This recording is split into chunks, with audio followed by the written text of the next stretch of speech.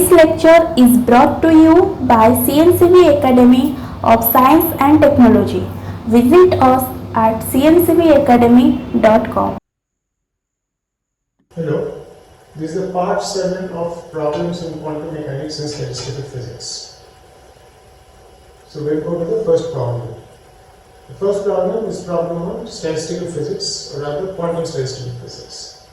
So consider a system having three energy levels, the energies 0, epsilon and 3 epsilon. The respective degeneracies 2, 2 and 3. So 4 bosons of spin 0 have to be accommodated in these levels so that the total energy level is 10 epsilon. So the number of ways it can be done is 18. We have to show this. Now degeneracy is 2 for energy level 0 means there are two states having energy 0 and there are two states having energy epsilon and there are three states having energy 3 epsilon. So first, in how many ways? So this 10 epsilon can be achieved only in one way. That is, there will be 2 bosons in 2 epsilon and 2 bosons in 3 epsilon. So that makes it 10. And there will be no other way. So first, how do we arrange these 2 bosons? So bosons are identical particles. 2 bosons in these 3 epsilon states. One is we have 3 states, so you can have these 2 bosons in the same state. Okay, so there are 3 states corresponding to 3 epsilon, so that will be 3 ways. So in each state, so in one state there will be 2 bosons, or there could be 2 bosons in different states. Okay, so in how many ways can we choose 2 states out of 3 states? That will be 3C2, right? And this is 3, and this is 3. So in total, we can arrange these 2 bosons in this energy level with degeneracy 3 in 3 plus 3, 6. And now we go to 2 epsilon. Same thing, same way we will try to figure out. So we have 2 bosons. So the 2 bosons can be in the same state, and there are 2 states. So that can be done in 2 ways, or the 2 bosons can be in different states.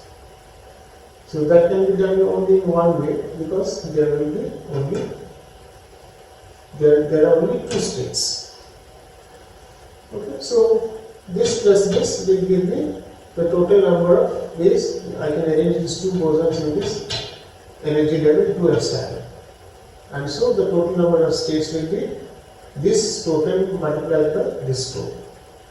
So do it. We go to the next problem. So S1 and S2 are the 2 spin operators of the 2 electrons of a helium atom. Show that the value of S1 dot S2 in the ground state is minus 3 by 4 h bar square. So we're talking about ground state. So let us write down S1 dot, this is an operator. So this total spin operator is S. So S square is S1 plus S2 whole square. From here I can easily, so I can expand it S1 square plus S2 square plus twice S1 dot S2. And from here I can write S1 dot S2 in terms of S square, S1 square and S2 square. Now the ground state is some function of S1 square operator. Ground state is an eigenstate of S1 square operator, S2 square operator and S square operator. So when S square say operates on any state which is an eigenstate, say I denote it by S, then I will get S into S plus 1 h bar square into this. This is an eigenstate of the total spin operator square. Now in this case, what are the values of S? So this is spin half, so S can have either 0 value or 1 value. So that's it. So now choose. So you have to just check which one will give the lower energy. S is equal to 0 or S is equal to 1. Okay. So S is equal to 0 or S is equal to 1 will give the lower energy. That you check, and from there you can show the ground state. When S1 square operates, I will get half into half plus 1 h bar square, or when S2 bar operates, S2 square operates on the ground state, which is an eigenstate of S1 square, S2 square and S square. I will get half into half plus 1 h bar square. So that's why you can easily find out what is the average of this. And we know this is quantum mechanical average, so this will be like S1 dot S2. This is squeezed between the ground state. So this will be 0, and on the left hand side will be the bra of 0. And then 0 is an eigenstate of S1 square, S2 square and S square. So complete it. So we go to the next problem. It's on quantum mechanics. So let L and M be the eigenstate of L square, Lz. Okay, this is the total angular momentum square, and this is the z component of angular momentum. L is the angular momentum operator with components Lx, Ly and Lz. L is the angular momentum quantum number. Okay, and M is the azimuthal quantum number. Show that the value of this scalar product Lx plus I Ly squeezed between these two states is root 2 h bar. And this is easy because Lx plus I Ly is nothing but a ladder operator L plus. And what does L plus do? So L plus in general, if it acts on this kind of state, what will L plus do? L plus will, so L plus acting on this state will be proportional to L m plus 1 get, right? So proportional, that means there will be a proportionality constant which will depend on L and M. So find out what is the proportionality constant. So L plus acting on this state will give me something that is proportional to 1 and 0. And then you proportionality constant. So go to some book and find out what is the proportionality constant, and from there you will get this answer, root 2 h bar. We go to the next problem. So we have to, this is on quantum mechanics. Show that the Pauli spin matrices satisfy the relations sigma alpha, sigma beta, minus sigma beta, sigma alpha. So these are sigmas are operators. So this is the commutator between sigma alpha and sigma beta is equal to I sigma alpha beta gamma sigma gamma. And then there is this anti-commutator. This satisfies this relation. So what is the symbol? This is the Lewis-Rayleigh symbol. Okay, so it has this definition: epsilon 1, 2, 3. So 1, 2, 3 on in any cyclic permutation of this will give me 1. Any other combination of this will give me minus 1. And if indices are repeated here, then it will be 0. So that is the definition of this. And there is a summation over gamma. So you can just check, you can put here 1 and 2 and check what you will get.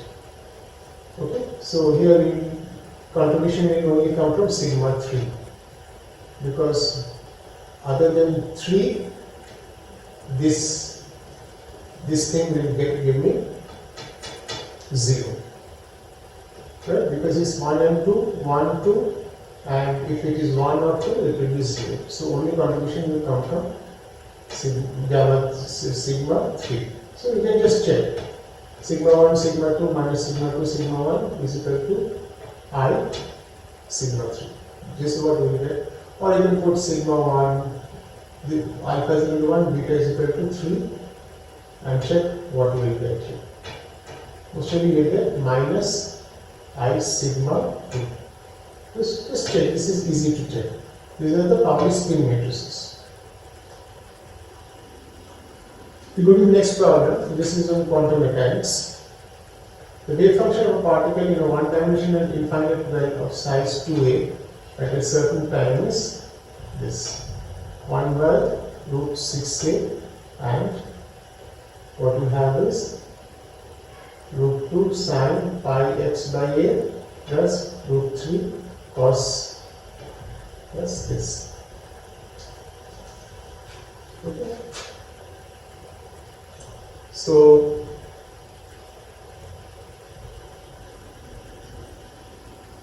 first thing is, what are these things? So this is a particle in a box. So where is the origin of this system? So it is a particle in a box. If I say the origin, one end of the origin is at x is equal to 0 and other end is at x is equal to 2a, let us verify if the origin is like that. So if I put x equal to 0, then this thing should be 0. This quantity is 0, but if I put x equal to 0 here, then what I get is cos 0. Cos 0 is 1, and here also I get 1. So clearly the origin is not at x is equal to 0. Okay. So you can satisfy yourself that the origin is at x is equal to minus a. If the origin is at x is equal to 0, okay, the origin is at x is equal to 0, and the other end and the boundary of the box is at x is equal to minus a and x is equal to plus a. Okay, so if I put x is equal to minus a here, okay, minus a here, minus a here, you can see that this quantity will become 0. And if I put x is equal to plus a, plus a, plus a here, then this quantity will become 0. So that means the origin is at x is equal to 0, whereas the edges of the box are at x is equal to minus a and x is equal to plus a. The edge of the box is not at x is equal to 0. So if that is the case, then a wave function for this energy adding function is given by 1 by root a, okay, sine n pi x plus a by 2. Right? So n can be 1, 2, 3, etc. And now you check, you put n is equal to 1 and what you get. If n is equal to 1, you will see that n is equal to 1 will give me this, will give us something like this. Okay? Will give us this something like this, pi x by 2a. Okay? N is equal to 1. So let me just check.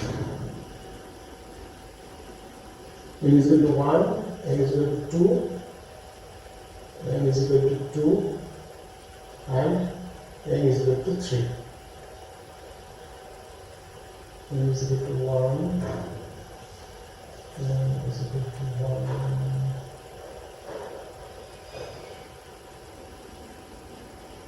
n is equal to 1.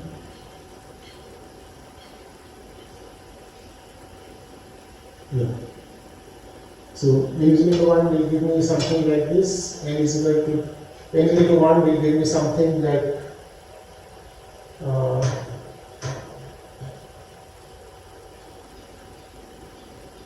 so this is sine 1 pi x by 2a. Yeah, n is equal to 1 will give me this. N is equal to 2 will give me something like this. Okay, and n is equal to 3 will give me something like this.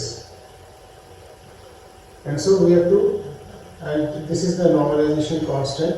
So from here, write this in terms of this 1 by root a. Okay, so write this in terms of the normalized wave function. Okay? And then what is the remaining coefficient of this? What is the remaining coefficient of this? What is the remaining coefficient of this? So the probability of finding the particle into n is equal to state is, if this is the n is equal to 2 state, then the coefficient mod square will give me the probability. Right? The coefficient mod square, this is the n is equal to, this is n is equal to 1, this is n is equal to 2.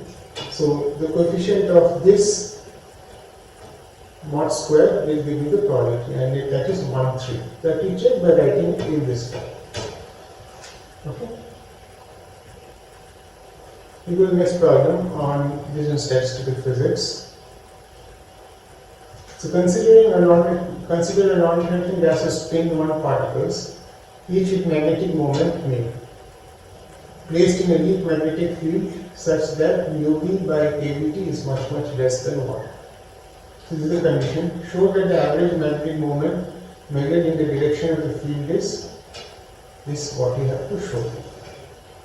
So what is the interaction term? Interaction term is minus mu dot b. And if b is in the z direction, then it is minus mu z b. Okay, so and what is given? So it is spin-1 particle. That means if it has 3 spin states, and corresponding to the 3 spin states, we have 3 mu z, plus minus mu and 0. Okay. So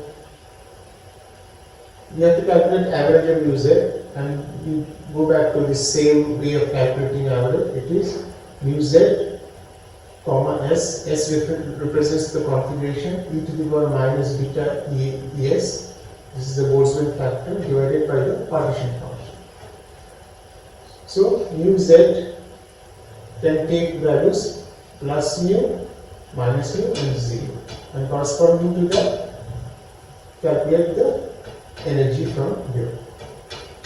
So there will be 3 terms, and here will be 3 terms. So calculate, but while calculating you can use this approximation. Since e to the power x, if x is very small, less than 1, then e to the power x is equal to 1 plus x. This approximation you can use, and then you will get this result. Okay. Go to the next problem. Consider a particle in 3 different boxes of width L. The potentials in the boxes vary as shown in the figure 1, 2 and 3. So we will go to the figure in the next page. And V0 is treated as a perturbation. But V0 is much less than the ground state. You have to show that E3 is less than E1 and E1 is less than E2. So what are the figures? So these are the figures 1, 2, 3. So this is particle in a box. Here the perturbation, V0 perturbation is given from 0 to L by 3. Here the perturbation is given from L by 3 to 2L by 3. Okay. Otherwise it is 0, 0 here.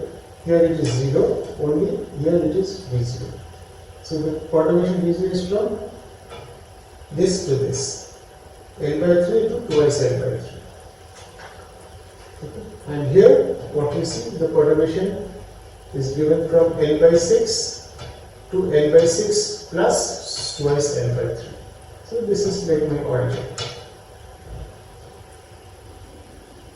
Oh no, so the perturbation is given from 0 to L by 6, and then it is given from L by 6 plus twice L by 3 to this. So here and here the perturbation is given.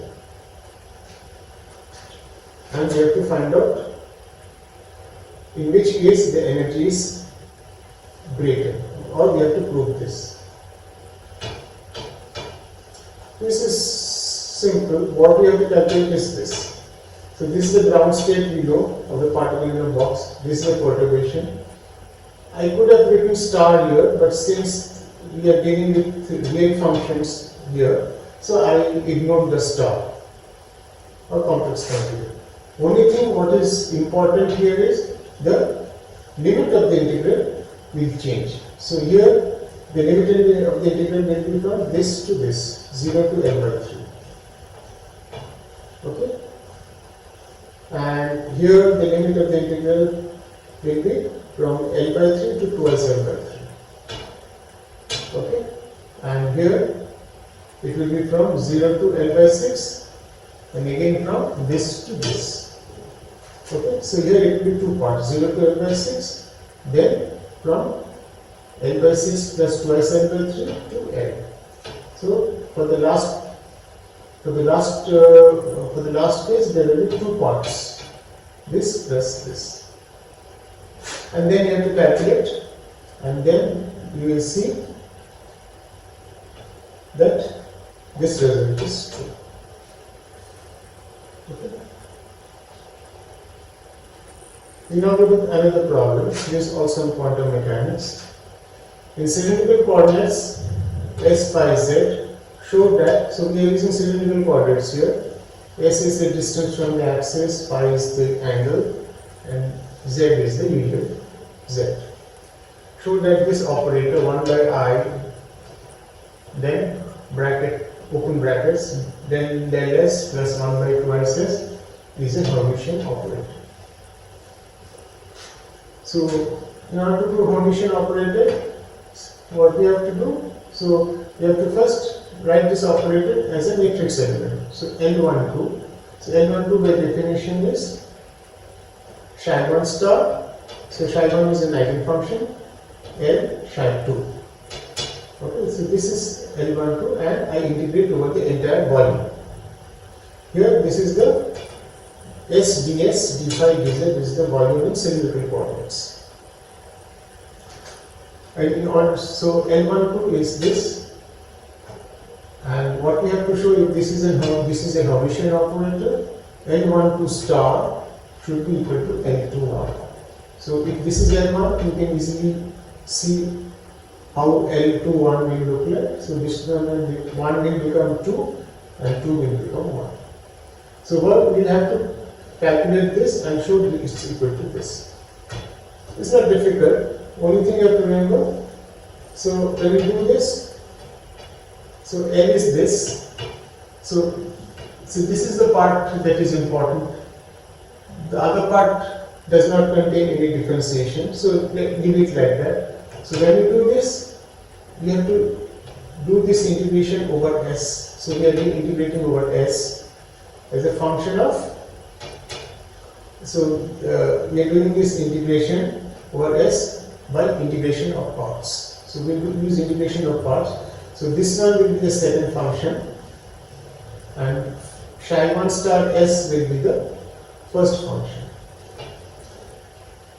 Okay, so when you integrate by parts, psi 1 star s, so from the first, so when we integrate by parts, the first term will give me 0 because s is 0. And at infinity, psi 1 is 0 because your wave function has to be very big. So infinity, your wave function is 0, and at s is equal to 0, this term is 0. So the first term from integration of parts will be 0. Only the second part will contribute. The second part will contain a differentiation of psi 1 star s. And of course, when you integrate this del s psi 2, you get back psi 2. But just check. So what is important here? That this is the second.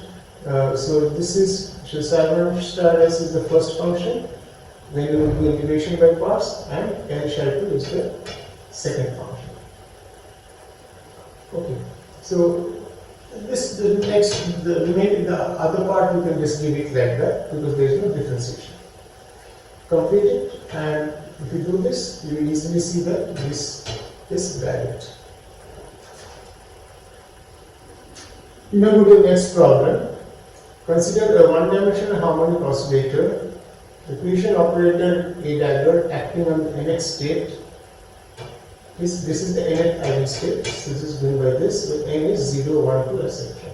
So when A dagger acts on this state, you get root n plus 1, psi n plus 1. Okay. Show that the matrix representation of the position operator square root of h bar by 2 n omega A plus A dagger for the first 3 rows and columns is this. So what do I mean? So by this, I mean this. You have to calculate this matrix element. X operator, psi n prime, okay, where so n can be, so it will be, so this matrix operator has to be related between psi 0, psi z, psi, so this n prime again, so this is psi n prime, so n will be 0, 1 and 2. So I have to calculate 0, 0, 0, 1, 0, 2. So like that. Then I have to calculate 1, 0, then 1, 0, then 1, 1, then 1, 2. So like that, you have to calculate each matrix element. And this is easy in this because it's already given. This operates on this to give this, and from here I can easily say if I take the adjoint, what I get here is this is the bra. This, if I take the adjoint, then this becomes A operator. This is A carry, you can say root n plus 1, and this becomes the bra. And another thing you have to remember is that this psi n and psi n prime are orthogonal. That is del n n prime. So n and n prime are equal, you get 1, otherwise you get 0. And use these properties and you will get this answer.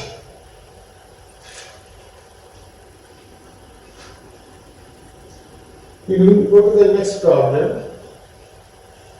A particle of mass m in the xy plane is confined in a two-dimensional web with vertices at 0, 0, 0n, ln and l0.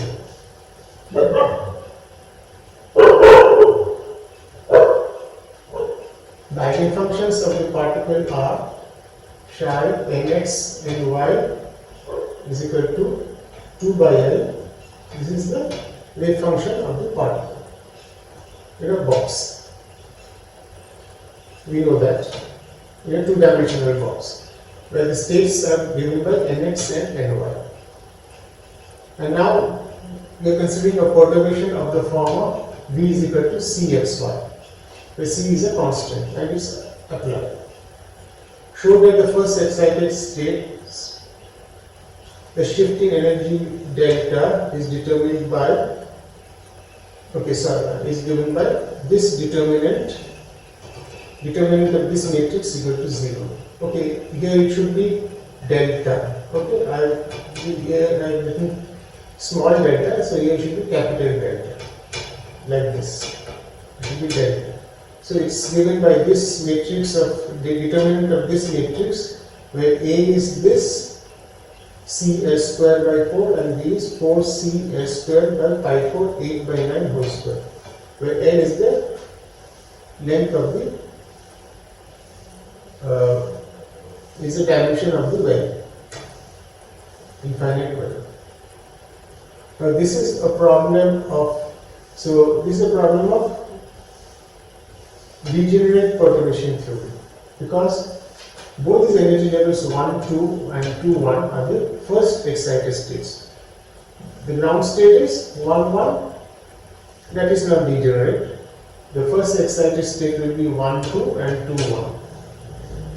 And so that is degenerate. And so we can, since it is degenerate, so any wave function which is a combination of psi 1, 2 and psi 2, 1. Okay, psi 1, 2 and psi 2, 1. So this is the wave function corresponding to this state, which is this, and this is the wave function corresponding to this state. So any linear combination of this is also an eigenstate of the unperturbed system, right? Because it's very obvious that for this state also we will get the same eigenvalue as this and this. Similarly, you can have another wave function and a linear combination of psi1 2 and psi 2 1, which will give the eigenfunction with the same energy. These two can act as the basis. These two can act as the basis. So I can choose, instead of this, I can choose phi 1 and phi 2 as my eigenfunctions, energy eigenfunctions. Now the problem with this is there is a perturbation. Now when you apply a perturbation, then you have energy wave functions. So now you switch off the perturbation. Now you slowly decrease. So C has a value. You slowly reduce C to 0. And when you reduce C to 0, then what happens? C, then whatever the energy eigenfunction was for the perturbed state, it will reduce to one of the unperturbed eigenfunctions of the system. So say it reduces to phi 1, right? And another wave function reduces to phi 1. Okay? So actually the perturbation decides which is the suitable eigenfunction for the problem. Because perturbation, if you take the perturbation to 0, then I should get back to the unperturbed eigenfunction. So let it be phi 1 and phi 2. This is the most general form. So phi 1 and phi 2 is actually determined by the perturbation. So if you choose a different perturbation, then your phi 1 and phi 2 will be different. Okay. So actually this perturbation decides everything. So perturbation decides what is alpha and beta, and perturbation also decides what is the shift in energy function. What is the shift in energy delta. So there are two wave functions, phi 1 and phi 2 in the unperturbed state. So each one will shift by some different amount. One will shift by delta 1 and another one will shift by delta 2. So that also will be given by this relation. This is degenerate perturbation theory. So this is alpha, beta, delta. So this is an eigenvalue problem. Okay, and what is A and B? So here this is actually this matrix element. B calculated between your first basis. So if this is my first basis, basis 1, so calculated between the first basis. Okay, and this and your this one will be this entry will be one calculated from B squeezed between the first basis and the second basis, and this one will be then calculated with this squeeze between the second basis and the first basis, and this matrix element will be calculated using this relation where B is squeezed between the second basis and the second basis. So first basis, B is squeezed between the first basis, B is squeezed between the first and the second, B is squeezed between 2 and 1, and B is squeezed between the second basis, like this. And here I have put equality sign because if you do the calculation, if you just put the functions, you will see that these two are equal. That's why I put the equality sign. If you put the functions SHAD21 star and SHAD21 and you check, you can easily see that these two will get the same result.